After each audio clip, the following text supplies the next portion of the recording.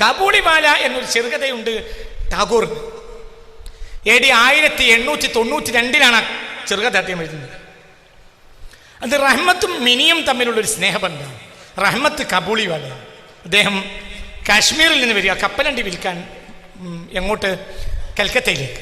കൽക്കത്തയിലെ ഒരു ചെറിയ 3 വയസ്സായ കുട്ടിയെ മിനി, ഇയാൾ വലിയ മനുഷ്യനാണ്. ഇതാണ് ഈ കാബൂളിവാലയിലെ ഇതിവൃത്തം.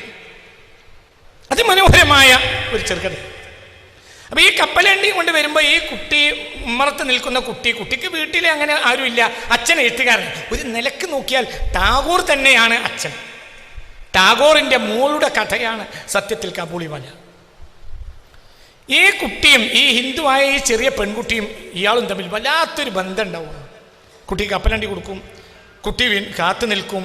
അതിനിടയിൽ കാബൂളിവാല റഹ്മത്ത് എന്ന അയാൾ പിടിക്കപ്പെട്ട് ജയിലിലായി.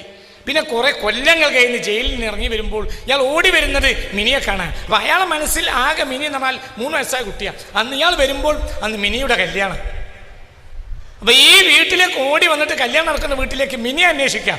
അയാൾ അന്വേഷിക്കുന്ന കുട്ടി 3 വയസ്സായ മിനിയാണ്. അവസാനം ജനങ്ങളൊക്കെ പറഞ്ഞ അയാളെ ബോധ്യപ്പെടുത്തുക ഒരുപാട് സമയമെടുത്ത്. അങ്ങനെ ആ കുടുംബം, ഹിന്ദു കുടുംബം നാട്ടിലെത്താനുള്ള പണമൊക്കെ സ്വരൂപിച്ച് കൊടുത്ത് റഹ്മത്തിനെ കാശ്മീരിലേക്ക് തിരിച്ചയക്കാൻ. ഞാൻ അവസാനിപ്പിക്കുകയാണ്. ഇന്ന് ഏതെങ്കിലും ഒരു റഹ്മത്തോ റഹ്മത്തുള്ളയോ ഒരു മിനിയോട്, ഒരു വീട്ടുമുറ്റത്ത് കളിച്ചുകൊണ്ടിരിക്കുന്ന ഒരു മിനിയോട് തൽക്കാലം വർത്തമാനം പറഞ്ഞാൽ തന്നെ ലവ് ജിഹാദ് എന്ന് പറയാം. ലോകത്തിന് വന്ന മാറ്റം വളരെ വലിയ ചേഞ്ചാണ്. ധർമ്മം എന്ന് പറഞ്ഞാൽ ഒരു വിലയുമില്ല.